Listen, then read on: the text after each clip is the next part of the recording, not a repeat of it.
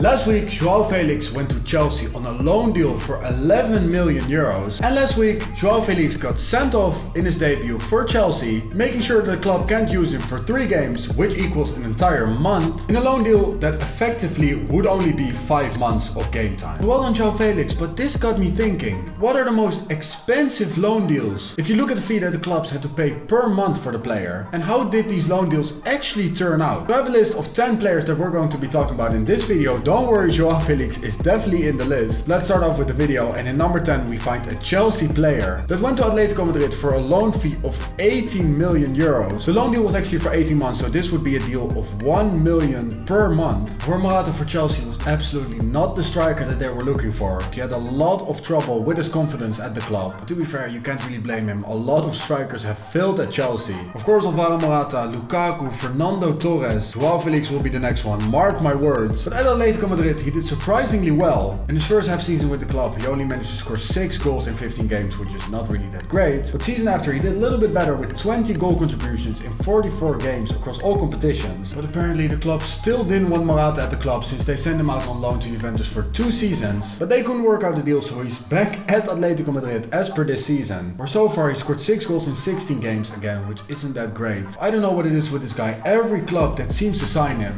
eventually just wants to get rid of him. So even though the loan deal from Chelsea to Atletico Madrid wasn't that bad, in the end it also wasn't that great. In number 9 we have Fernando Martins. In 2019 the Brazilian joined Beijing Guan from Spartak Moscow for a fee of 5.4 million euros. I'm not gonna blame you if you have no idea who this player is, because I'm gonna be honest, I don't either. This guy played for Shakhtar, Grêmio, Sampdoria, Spartak Moscow, Beijing Guan. This deal cost the Chinese club 1.1 million euros per month, and as you guys know, I'm not a very fanatic supporter of the Chinese competition, though I really don't watch their games, so I can't really tell you a lot about how this guy did in the Chinese competition. But while known at the club, he played 7 times, scored 0 goals, got 0 assists. Yeah, to be fair, that really doesn't tell me that this has been a good move. But right after, the club signed him on a permanent, so I guess that he was decent. But as you guys probably noticed, I really don't know what to say about this guy, so let's move on to the next player. In number 8 we have Simone Zaza, who went from Juventus to West Ham for a fee of 5 million euros, which per month would add up to 1.1 million euros. And fine, I knew absolutely nothing about this Fernando guy, but about Simone Zaza I can definitely talk. For some reason in 2016, West Ham thought it would be a great idea to sign Simone Zaza on a loan deal from Juventus after the player had a very mediocre season with only 5 goals for the club from Turin. The West Ham got exactly what they asked for: 0 goals in 8 games. So just a few months after the deal was made, Zaza was sent back to Juventus, who immediately shipped him out to Valencia, where he had 2 decent seasons. And right now at the age of 31, Simone Zaza is without a club, but one thing is for certain, that loan move to West Ham was absolutely horrendous. Now it's time to move on to number 7, and for this one we have to go way back in time. In 2012, Liverpool signed my namesake Nuri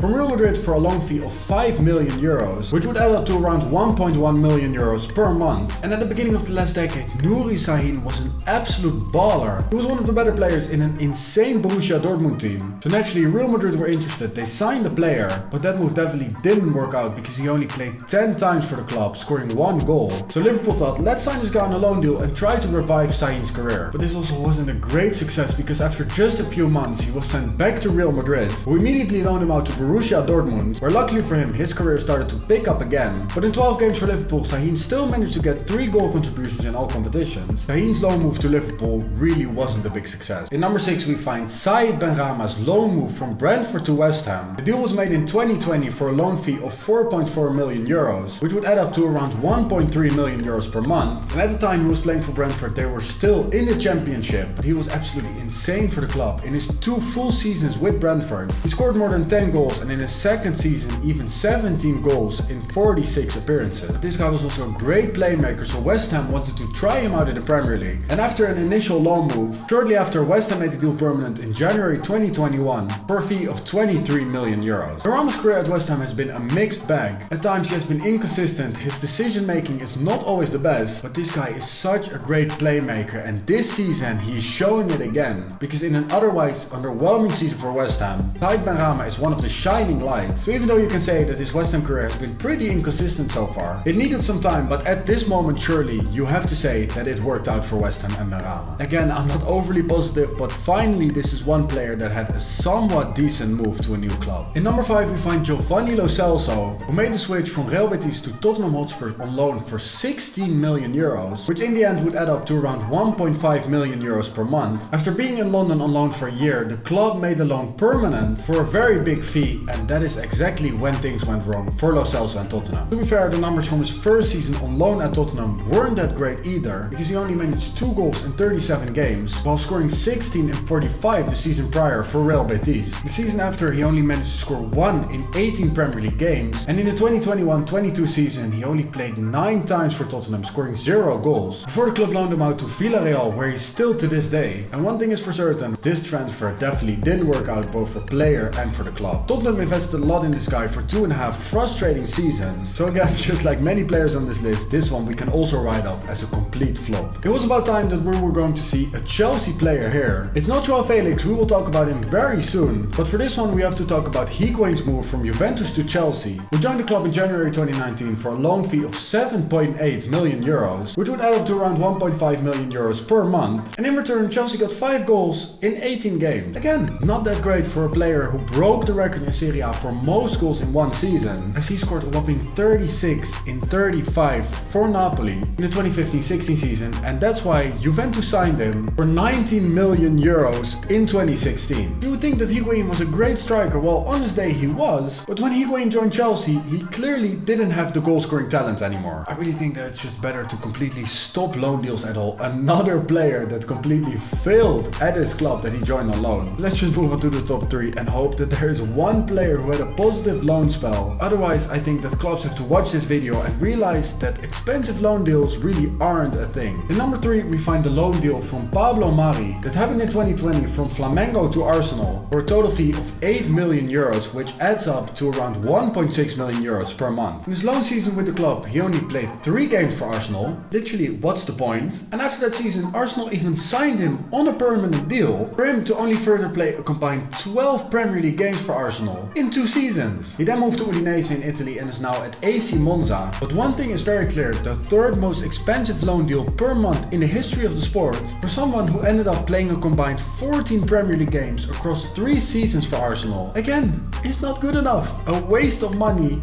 Again, just a loan transfer that didn't work out. Can we have one positive deal in this video, please? Next up is Higuain's 2018 move from Juventus to AC Milan for 10.2 million euros, which adds up to around 1.8 million euros per month, and here we go again. Another Higuain loan transfer and another terrible one. Like I already said before with the Chelsea transfer, around this time, Higuain really wasn't a great striker anymore. One thing that absolutely surprises me is the AC Milan loan move was before the Chelsea loan move. At AC Milan he really wasn't that great, he scored 6 goals in 15 Serie A games. So after seeing that, how were Chelsea still convinced that bringing Higuain in on a very expensive loan move would actually work out? So this guy had 2 loan moves in one season, both of them absolutely failed, and for both AC Milan and Chelsea combined this cost them around 20 million euros for a striker who's completely over the hill, definitely a complete waste of money. So it's time to move on to top spot, and you guys already know who it is. We talked about him in the intro, it's Joao Felix, who joined Chelsea from Atletico Madrid for 11 million euros, which adds up to around 1.9 million euros per month. It already was the most expensive loan move in terms of fee per month, but this deal got a whole lot more expensive for Chelsea. Because of Felix's red card in his debut game for Chelsea, he will be allowed to play again the 11th of February, which is in about a month,